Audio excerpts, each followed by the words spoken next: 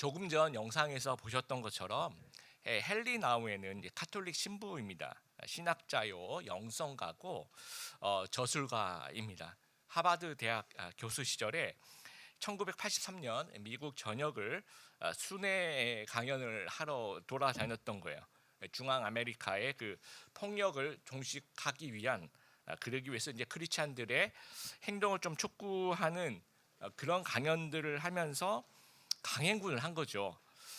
그래서 좀 쉬어야 되겠다 싶어서 프랑스의 그 프로절리에 있는 지적 장애인을 위한 그 라르시 공동체라는 곳에 가서 몇 달 좀 쉬고 있었습니다. 근데 이제 친구 사무실을 이제 방문을 했더니 그 방문 앞에 이렇게 붙여져 있는 커다란 포스터가 그 포스터가 이제 여러분 앞에 나와 있는 것처럼 이 렘브란트의 그 탕자의 귀환이라는 그 그림이 포스터로 이렇게 붙여져 있었던 거예요. 그래서 이 그림과의 만남이 헨리 나우에는 인생의 그 터닝 포인트가 됩니다. 영적 여정이 아주 커다란 터닝 포인트가 돼요. 그래서 이 그림에서 눈을 뗄 수 없었다라고 얘기를 합니다. 그리고 3년 뒤에 상트테페르부르크라는 도시를 방문했는데 거기 그 에르미타주 미술관에서 이 탕자의 귀환이라는 렘브란트의 그 원작이 있었던 거예요. 그래서 거의 뭐 매일 와서 질리도록 그 작품을 감상하기 시작합니다. 그러니까 하루 종일 앉아서 감상하면 이제 빛의 구도가 달라지죠. 이렇게 그거를 또 보면서 또 감탄하고 또 그 다음 날 또 다시 방문해서 자리를 오늘 여기 앉았으면 그 다음 날 여기 한번 앉아보고 또 저기 앉아보고 하면서 이 탕자의 귀환을 이렇게 묵상을 하는 거죠. 그러면서 영원한 집에 대한 갈망이 이제 헨리 나우에게 생겨나게 됩니다. 그래서 이 대표작이라 얘기할 수 있는 이 탕자의 귀환이라는 그 책을 쓰면서 그 책에 자세히 설명하고 있는데요. 하나님 아버지를 깊이 묵상하면서 소명을 발견하게 되었다라고 얘기를 합니다. 그러면서 하버드 대학 교수직을 사임을 해요. 그리고 토론토에 있는 그 라르시 데이 브레이크라는 공동체, 지적 장애인들이 모이는 그런 공동체에 가서 그 지적 장애인들을 돌보면서 생을 마감합니다. 우리 성도 여러분에게 헨리 나우엔처럼 인생의 터닝 포인트를 경험한 적이 있으십니까? 영적인 터닝 포인트를 경험한 적이 있으십니까? 룻기의 주연은 룻 한 명이 아니에요. 나오미와 룻과 보아스 이 세 명이 모두 다 주연입니다. 오늘의 본문의 그 주인공은 나오미가 주연인데요. 헨리 나우엔처럼 그 인생의 터닝 포인트를 만나게 됩니다. 어떤 터닝 포인트였을까요? 오늘 본문이 6절부터 13절까지 총 8개의 절이 있는데 거의 모든 절에 빠짐없이 등장하는 구절이 있어요. 여러분 6절 한번 보세요. 마지막 부분에 돌아오려 하여라고 되어 있죠. 7절에 돌아오려고, 그렇죠. 또 8절에 보시면 돌아가라라고 되어 있고요. 그 다음에 10절 이렇게 보시면 돌아가겠나이다라고 얘기를 하죠. 11절을 보면 돌아가라. 12절에도 돌아가라. 계속해서 돌아간다니까 얘기가 거의 5번, 6번 이렇게 거의 모든 절에 빠짐없이 돌아가라는 얘기가 나오고 있어요. 그래서 나오미는 인생의 그 터닝 포인트를 만나서 두 가지 돌아갈 결심을 하게 됩니다. 그래서 그게 무엇인지 오늘 여러분하고 좀 두 가지 돌아갈 결심에 대해서 한번 좀 생각해 보았으면 좋겠습니다. 첫 번째 나오미의 그 돌아갈 결심은요, 베들레헴으로 돌아가는 겁니다. 하나님이 들릴 때 비로소 내가 살아나는 경험을 하게 됩니다. 룻기는 일단 완전히 망하고 시작을 하는 겁니다. 일단 불행이 닥치죠. 남편이 죽어요. 그래도 희망이 있어요. 아들 둘이 남아 있습니다. 그리고 며느리까지 얻었습니다. 그런데 다시 불행이 나게 되죠. 아들들이 다 죽게 됩니다. 이제 모든 희망이 없어집니다. 그래서 이제 우리가 본문이 6절부터지만 5절은 이제 나오미의 시점이에요. 말론 기론 두 사람이 다 죽고 그 여인은 아들과 남편의 뒤에 남았다. 홀로. 나오미 이제 홀로 남게 되었다라는 겁니다. 여러분 홀로 남겨진 것은 저주입니까? 아니면 은혜입니까? 홀로 남겨진 것 이것만 봐서는 판단하기 힘든 것 같습니다. 그 다음에 어떤 선택을 하는가에 달려 있다라는 겁니다. C.S. 루이스의 그 고통의 문제에 보면 이렇게 설명을 하고 있습니다. 제가 읽어보겠습니다. 사람에 따라 무서운 일이 일어나기 전에는 하나님께 귀를 기울이지 않는 습성들이 남아 있다. 그러므로 고통이란 귀먹은 사람들을 흔들어 깨기 위한 하나님의 메가폰, 즉 확성기이다라는 거예요. 초등학교 시절에 제가 이제 그 당시 부산에 살았었는데요. 주일 저녁이 되면 부모님은 이제 저녁 예배를 가세요. 그 당시에 주일날 저녁 예배가 있었습니다. 그래서 한 저녁 먹고 가셔서 한 9시쯤 넘어서 들어오시고 그랬던 것 같아요. 저희 3남매가 다 이제 초등학생이었는데 문을 다 걸어 잠그고 부모님들 이제 예배에 가셨으니까, 그리고 이제 무서우니까 안방에 모여가지고 이제 TV를 켜고 이제 그렇게 보다가 이제 나중에 이제 부모님 돌아오시는 거예요. 그게 이제 주일 루틴이었는데, 그날 따라서 이 3남매가 이렇게 TV를 보다가 다 잠이 드는 거예요. 여러분, 어린이들이 이렇게 잠에 한번 빠져들면 아주 깊이 있게 잠을 자는 때가 있잖아요. 그래서 그날 따라서 이 3남매가 다 그냥 너무 깊이 있게 잠이 들었던 것 같아요. 그래서 부모님이 돌아오셔서 초인종을 누르죠. 근데 아무도 안 일어나는 거예요. 그래서 아무리 눌러도 안 일어나니까 이제 주섬주섬 이제 가방에서 열쇠를 찾아서 열고 들어오셨어요. 그때는 저희 집이 좀 마당에 있는, 조그마한 마당에 있는 그런 집이었습니다. 그래서 마당을 이렇게 걸어서 본 건물로 들어가잖아요. 근데 본 건물도 이제 저희 아이들만 있으니까 안에서 걸어 잠글 수밖에 없죠. 걸어 잠그고 제 잠이 든 거예요. 안 일어나. 그러니까 이제 또 문을 두들기고 이름을 누구야 이렇게 불러도 안 일어나는 거예요. 그래서 할 수 없이 이제 그 마당으로 이렇게 가면 안방에 창문이 있잖아요. 그 창문이 이제 이중창, 하나는 그냥 창이고 하나는 좀 이렇게 좀 방범창이라고 해야 될까요? 그러니까 사람이 못 들어가게 만들어 놓은. 그러니까 이제 창문을 열고 계속 얘기해도 애들이 안 깨니까 마당에 있는 그 빨래집게 아시죠? 그걸 던지는 거예요. 빨래집게 세 명 중에 아무나 맞는 거죠. 그러니까 왜냐면 이게 아무리 불러도 안 들어오니까, 빨래집게가 맞아도 이렇게 아프진 않은데 감각이 있잖아요. 이렇게 맞거나 이렇게 맞으면 뭐가 이게 뭐지? 그래가지고 하여튼 셋 중에 누군가가 깬 거예요. 그 빨래집게를 맞으면서. 그래서 이제 우리가 잤구나 하면서 문을 열어주면서 일단락이 됐습니다. 여러분, 이 부모님이 부르는 강도가 이제 점점 세져요. 처음엔 초인종 우아하게 이렇게 누르다가, 그다음에 그래도 안 들으면 문을 막 두들기죠. 그래도 안 열면 막 누구야 하면서 막 고함을 지르고, 그래도 안 되면 이제 빨래집기를 막 던지게 되는 겁니다. 하나님의 다가오심도 좀 이런 거와 같다라는 거예요. 하나님이 처음에 초인종을 누르겠죠. 그러면 아주 작게 불러도 반응한 경우가 있어요. 우리가 영적인 상태가 좋을 때. 여러분, 헨리 나우엔이 미술 작품을 보면서 하나님의 그 음성을 들어요. 엄청난 영성가입니다. 그렇죠? 그래서 우리가 이제 영적으로 상태가 좋을 때는 수련회 갔는데 말씀이 막 들려요. 막 이런 경험들. 또 제자 훈련 하다 보면 또 하나님의 음성이 막 들리고요. 말씀이 들리고. 또 요즘 여러분 성경 통독 열심히 잘하고 계시죠? 제 눈을 보고 한번 대답해 보세요. 잘하고 계시죠? 그렇죠? 잘하고 계시는 것 같습니다. 저희가 영적으로 조금 깨어 있으면요, 성경 매일매일 읽을 때 굉장히 은혜가 돼요. 와, 이런 말씀이 있었어? 왜 전에는 몰랐지? 이런 느낌이 듭니다. 또는 이제 단기 선교 같은 데 가면 이 영혼이 막 깨어나기 시작하죠. 그런데 영적으로 침체가 되면 아무리 초인종 누르고 이름 부르고 전혀 반응이 없습니다. 그러니까 이제 메가폰, 확성기를 사용하시는 거죠. 빨래집게가 막 날라오는 거죠. 고난을 주시는 겁니다. 그러니까 내가 전혀 안 움직이니까, 이렇게 안 하면 하나님께 오질 않으니까 일종의 충격 요법이 있는 거예요. 그러니까 나오미도 이전에는 여호와를 전혀 인식하지 않았습니다. 그러다 보니까 이제 점점 강도가 세어지는 겁니다. 베들레헴의 흉년이 왔을 때도 여호와 하나님을 인식하지 못해요. 모압으로 이주를 했을 때도 여호와 하나님을 인식하지 못합니다. 남편 엘리멜렉이 죽었을 때도 여호와 하나님을 인식하지 못해요. 그러다가 이제 점점 세지죠. 그러다가 두 아들이 죽고 혼자 남겨졌을 때 비로소 여호와를 인식하기 시작합니다. 그동안 잊고 살았던, 전혀 들리지 않았던 단어를 떠올립니다. 그것이 이제 여호와입니다.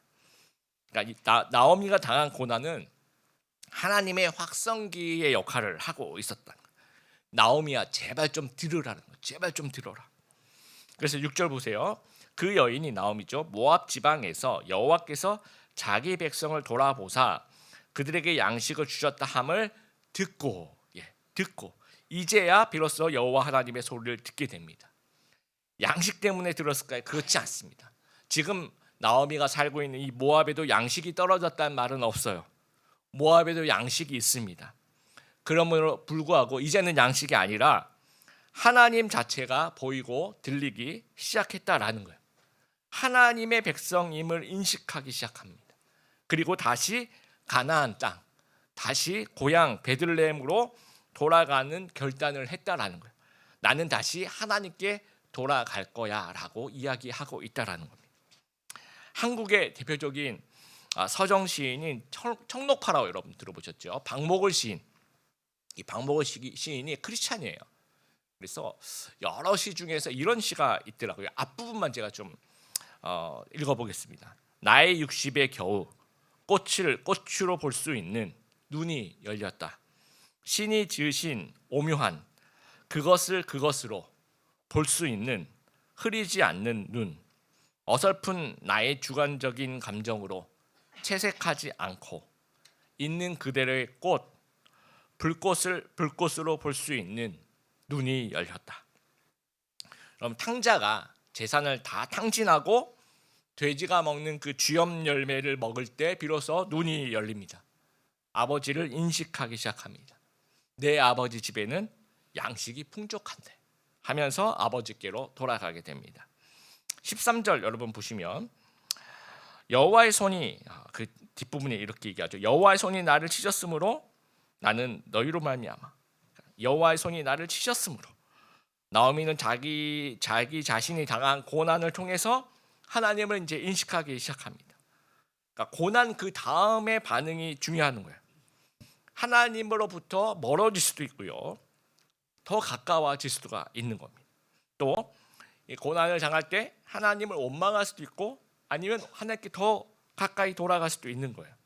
나오미는 더 멀어지는 결심이 아니라 하나님께 돌아가는 결심을 하게 됩니다. 왜 그랬을까요? 영적으로 눈이 뜬 겁니다. 이제 하나님의 음성이 들리는 겁니다. 여호와 하나님이 인식하는 겁니다. 그러니까 하나님이 들릴 때, 하나님의 음성이 들릴 때, 하나님의 말씀이 들릴 때 비로소 이제 내가 살아나는 거예요. 우리 성도 여러분, 여호와 하나님의 음성이 들리십니까, 여러분? 여호와 하나님의 말씀이 들리는 경험을 하고 계십니까? 요즘에 여러분의 삶에 영적인 눈이 띄어진 상태로 살아가고 계십니까? 아직 못 들었다면 계속 강도가 세질 수 있는 겁니다. 지금 들어야 되는 거예요. 그러니까 우리가 영적인 눈이 떠지면 하나님을 인식하게 되고 하나님이 들리게 되면서 방향을 바꾸는 결단을 하게 됩니다. 우리들이 혹시 영적인 베들레헴을 떠나 있다면 나오미처럼 하나님께 돌아가는 그런 결심을 하게 되길 바랍니다. 회개란 방향을 바꾸는 거예요. 베들레헴을 떠나서 문제가 발생했다면 다시 베들레헴으로 돌아가야 한다라는 거예요. 하나님이 들리게 되길 바랍니다. 과감하게 우리 성도님들의 그 인생의 궤도를 좀 수정하게 되길 바랍니다. 베들레헴으로 돌아가는 우리 성도님들 되길 바라고 하나님께로 다시 돌아가는 우리 귀한 성도님들 되길 바랍니다. 두 번째 나오미가 돌아갈 결심은요. 며느리들에게 얘기하죠. 친정으로 돌아가라라고 이야기합니다. 손해를 뛰어넘어야 이웃을 사랑할 수 있습니다. 7절에서 이제 모압에서 베들레헴으로 출발합니다. 다 같이 출발해요. 두 며느리들과 함께. 근데 어느 정도 길을 가고 있었는데 8절에 보니까 나오미가 두 며느리에게 이르되 하면서 이제 나오미는 며느리를 생각해요.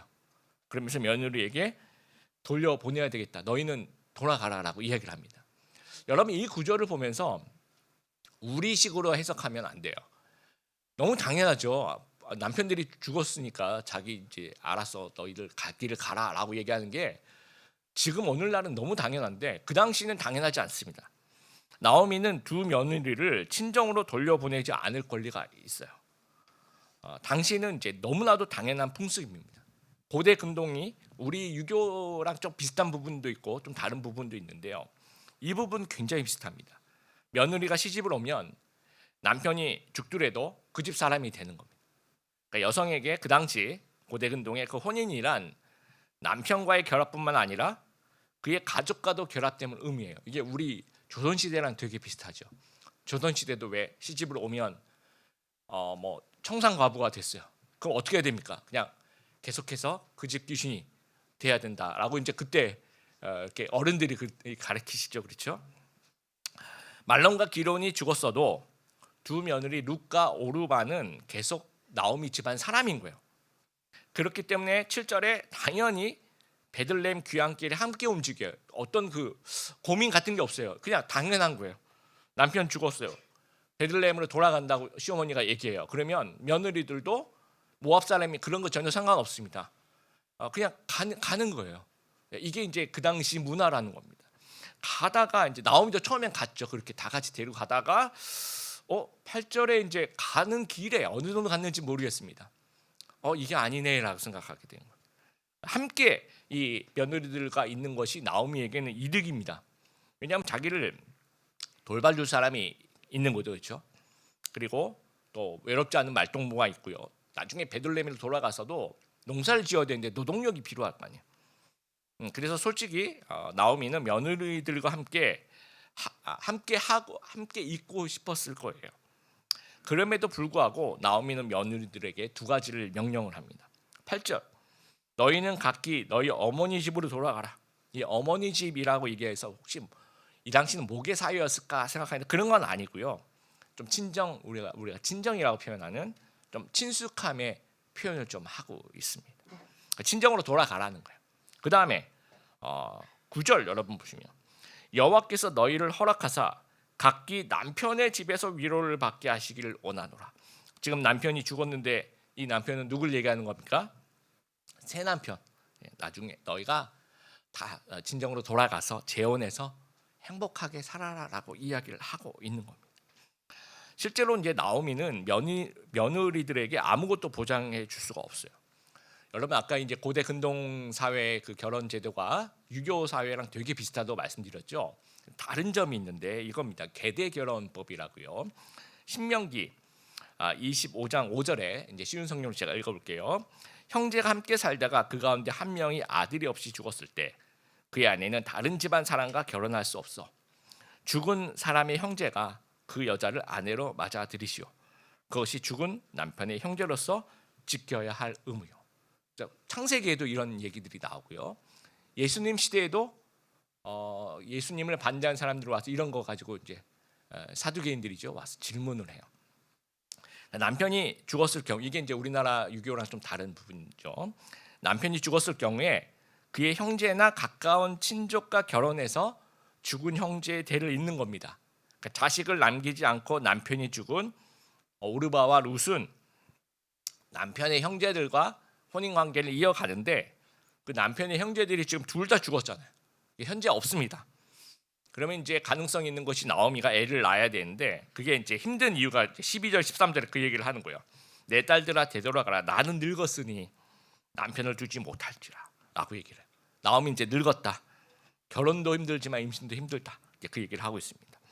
그래서 가령 내가 소망이 있다고 말한다든지 오늘 밤에 남편을 두고 아들을 낳는다 하더라도 이게 어떤 가정을 하는 거죠. 13절 너희가 어찌 그들이 자라기를 기다리겠으며 어찌 남편 없이 지내겠다고 결심하겠느냐. 설령 지금 잉태를 한다고 하더라도 어느 정도는 좀 성인이 돼야 될 거 아니에요. 그때까지 또 며느리들은 크기까지 이제 그 아이가 성장할 때까지 또 기다려야 되니까 이거는 이제 어느 세월에 그렇게 하느냐라는 겁니다. 이렇게 되면 며느리들은 계속 과부로 늙어야 되니까 나오미는 진심으로 젊은 며느리들을 사랑하고 있는 거예요. 그러니까 11절 12절을 보면요. 내 딸들아 돌아가라는 말을 11절에도 하고 있고 12절에도 내 딸들아 돌아가라고 이야기를 합니다. 그래서 며느리가 아니라 딸로 생각하고 있는 거예요. 나오미의 며느리들을 딸로 생각하면서 친정으로 돌려보낼 그런 결심을 하고 있는 거예요. 당시로서는 정말 파격적인 모습입니다. 이 부분을 좀 우리가 좀 왜 이랬을까 좀 생각해 봤으면 좋겠어요. 최인철의 프레임이라는 책에 보면 손실 혐오라는 개념이 나오는데요. 이제 물건을 살 때 현금으로 이제 사면 10,000원이고 신용카드로 사면 이제 11,000원인 거예요. 그렇게 내야 되는데 여러분이 주인이라고 생각해 보세요. 주인인데 이제 현금을 받고 싶은 거야. 신용카드 결제가 아니라 현금을 이렇게 10,000원 받고 싶은데 1번으로 접근할 수 있고, 그러니까 이제 문구를 앞에 이렇게 붙이는 거죠. 2번으로 접근할 수 있는 거예요. 1번으로 접근하면 현금으로 구입하시면 1,000원의 할인 혜택을 드립니다. 라고 이제 접근하는 거고요. 두 번째, 신용카드를 구입하시면 1,000원의 추가 요금을 내셔야 됩니다. 라고 이제 접근하는 거죠.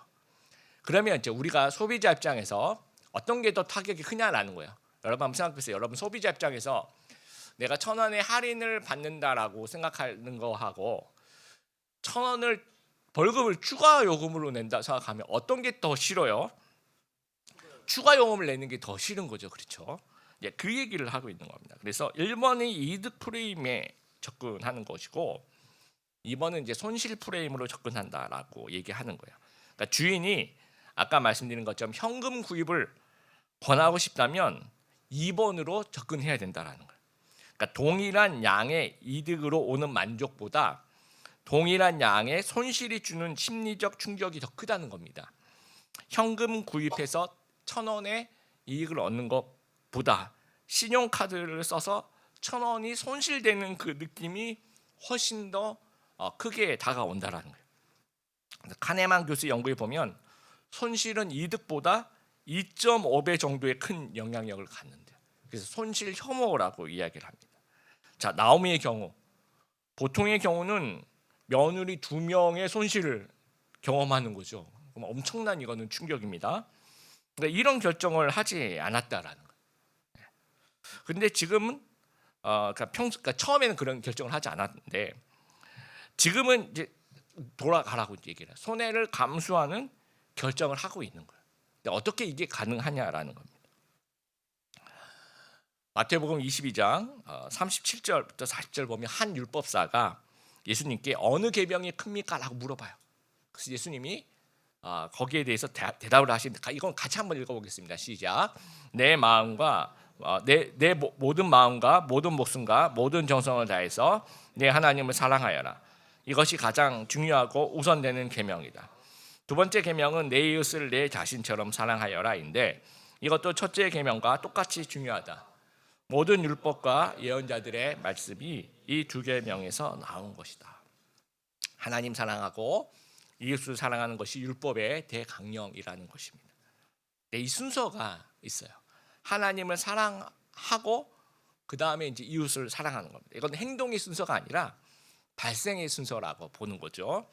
하나님을 사랑하게 될 때 비로소 이웃에 대한 사랑이 생겨나게 된다라는 거예요. 그러니까 오늘의 본문에 나오는 이 순서를 정확하게 잘 따르고 있습니다. 룻기 전체 키워드는요 헤세드라고 생각할 수 있어요. 여러분 그 히브리 말로 헤세드라고 얘기하는 것은 자비, 자애, 인애, 사랑 이런 뜻입니다. 근데 하나님의 그 헤세드가 이제 6절에 나오죠. 하나님이 그의 백성을 돌아보시는 그 사랑이 하나님의 헤세드죠. 근데 나오미는 하나님의 헤세드를 이해하고 헤세드 안으로 지금 돌아가고 있는 겁니다. 그리고 난 다음에 이 8절에 여호와께서 너희를 선대하기를 원한다라고 얘기를 하죠. 여러분 8절을 보시면 며느리들에게 여호와께서 마지막 부분에 너희를 선대하기를 원하며 그 선대라고 얘기하는 그 부분은 히브리 말로 헤세드라고 분명히 이제 써 있습니다.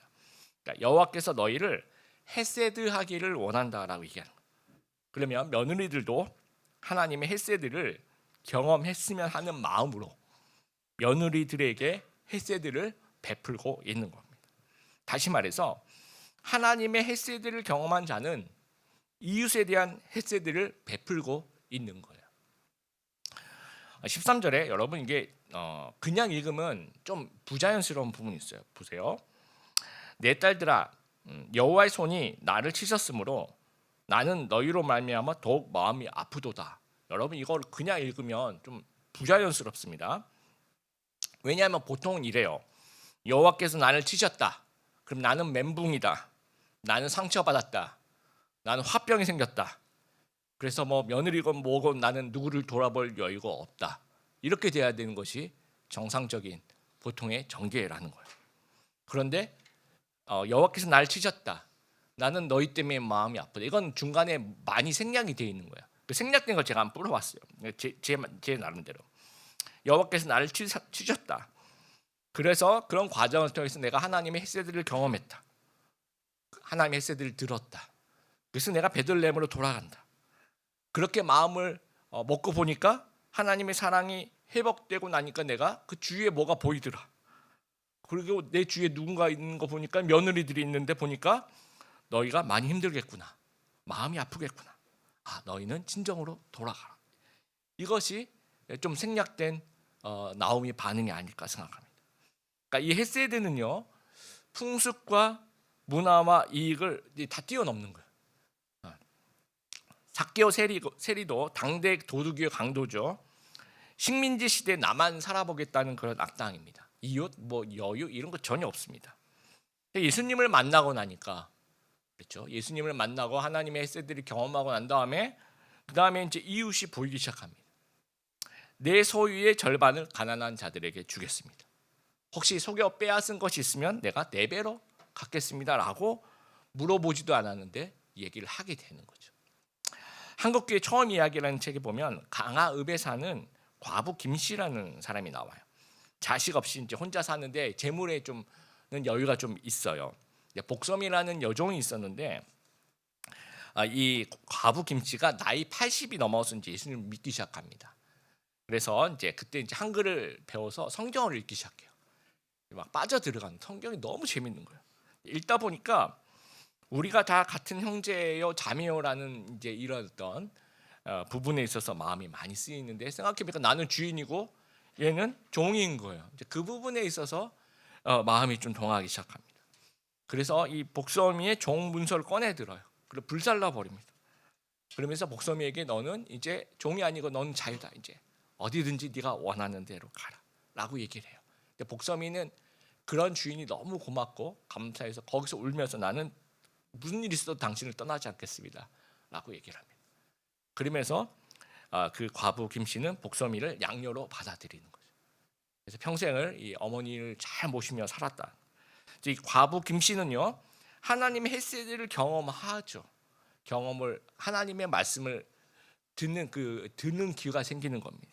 하나님의 햇새들을 경험하고 난 다음에 이웃을 돌아볼 수 있는 여유가 생기는 거예요.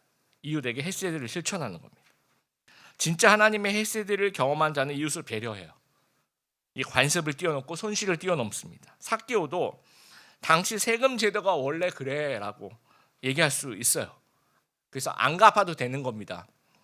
그래도 절반을 가난한 사람에게 주겠다. 4배나 갚겠다라고 얘기를 하는 거예요. 그걸 뛰어넘는 겁니다. 과부 김 씨도 당시에 그 양반 노예 제도가 원래 그래요. 그래서 그냥 그대로 놔둬도 상관이 없습니다. 그럼에도 불구하고 그 관습을 뛰어넘고 손실을 뛰어넘게 되는 겁니다. 나오미도 마찬가지. 당시 결혼 제도가 원래 그래요. 그냥 같이 있으면 되는 겁니다. 그럼에도 불구하고 그것을 좀 뛰어넘으면서 돌아가라고 얘기를 하는 거예요. 그러니까 진정한 이웃사랑은요, 안 해도 되는 일을 하는 것 같아요. 안 해도 되는 일을 하는 거. 손해를 뛰어넘고 관습을 뛰어넘고 문화를 좀 뛰어넘어야 진정한 그 이웃사랑이 가능한 것 같습니다. 우리에게 이웃을 향한 햇새드가 있습니까, 여러분? 한번 생각해 보길 바랍니다. 혹시 요즘에 이웃을 돌아볼 여유가 전혀 없다, 내 마음속에. 혹시 그렇다면 이웃이 좀 마음에 안 든다, 꼴 보기 싫다, 좀 하찮아 보인다 라는 그 이웃은 바로 옆에 여러분 앉아있는 이웃일 수 있고요. 다양하겠죠. 그렇다면 뭐 여러 원인이 있겠지만 아마도 우리가 하나님의 햇새드에서 멀어져 있기 때문은 아닐까. 그게 가장 큰 원인이 아닐까 우리가 좀 생각해 보길 바래요. 우리 안에 하나님의 그 햇새드가 충만해 있잖아요. 그러면 자연스럽게 우리의 이웃도 사랑스러워 보이는 겁니다. 그런데 우리가 하나님을 사랑하는 그 마음이 좀 뭐라 그럴까요? 좀 100% 완전하지 않는다고 하면, 좀 불완전한 상태라면 사랑이 나오는 것이 아니라 교만이 나오게 돼요. 내가 하나님 이 정도 사랑한다. 그런데 옆에 있는 사람들 보니까 이 사람들은 하나님을 사랑하는 것 같지도 않고 이 사람들은 신앙생활 잘 못하는 것 같고 나만 잘하는 것 같아라고 생각하는 교만이 이제 튀어 나오게 되는 거죠. 그것은 어설프게 믿어서 그런 거예요. 하나님을 어설프게 경험하기 때문에 이웃도 어설프게 대하고 있는 것은 아닌가 이렇게 생각합니다. 말씀을 좀 마무리합니다. 우리 팀 켈러 목사님이 이제 부흥이 일어난 때는 어떤 때냐라고 얘기했는데 제가 한번 읽어볼게요. 한 집단의 사람들이 이미 복음을 알고 있다고 생각했다가 실은 복음을 온전히 알지 못했음을 발견하면서 복음을 자기의 것으로 수용하고 살아있는 믿음으로 넘어갈 때 이때 부흥이 일어난다라는 거예요. 여러분 다 같이 한번 읽어볼까요? 시작.